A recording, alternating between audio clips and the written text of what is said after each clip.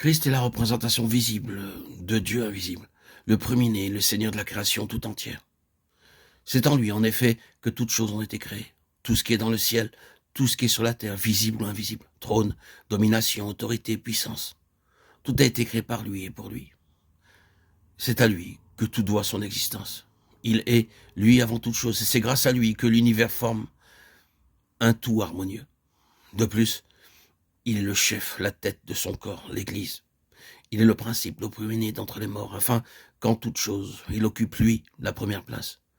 Car il a plu au Père de faire habiter en lui tout l'ensemble des perfections divines. Et c'est par lui que Dieu a fait le plan de réconcilier l'univers avec lui-même, en faisant la paix par son sang répandu sur la croix.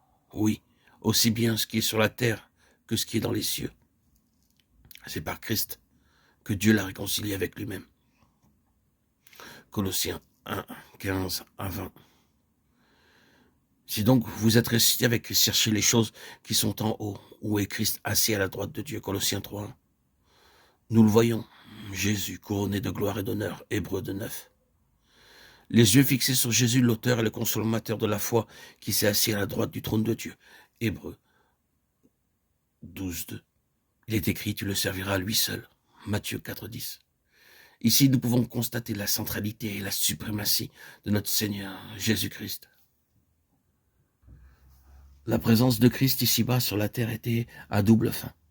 En premier lieu, il importait que l'homme eût sous les yeux une parfaite présentation de Dieu. Ensuite, il fallait que Jésus manifestât ce que devait être véritablement l'homme tel que Dieu l'avait voulu.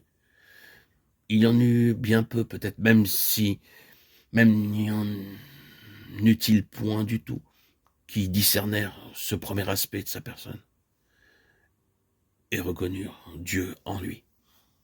Le monde ne l'a pas connu, dit l'apôtre Jean, en parlant de la véritable lumière. Même ceux qui avaient avec Jésus le contact le plus étroit, le plus suivi, qui le voyaient agir, qui l'entendaient parler, et qui pouvaient suivre de près tous ses mouvements, ne le virent pas à proprement parler. Aussi pouvait-il dire à l'un d'eux vers la fin de cette période, « Il y a si longtemps que je suis avec vous, et tu ne m'as pas connu, Philippe. Celui qui m'a vu a vu le Père. » Dans ce sens profond, les disciples ne l'avaient pas vu. Il était là pour représenter en personne la pensée, le cœur et la volonté de Dieu. Mais il est impossible de discerner ces choses dans la personne de Christ sans le secours du Saint-Esprit. Quoi qu'il en soit, Dieu a eu ici sur la terre une parfaite représentation de lui-même. Et depuis ce moment-là, la connaissance de Dieu dans quelque domaine que ce soit est inséparable de la personne de Jésus-Christ.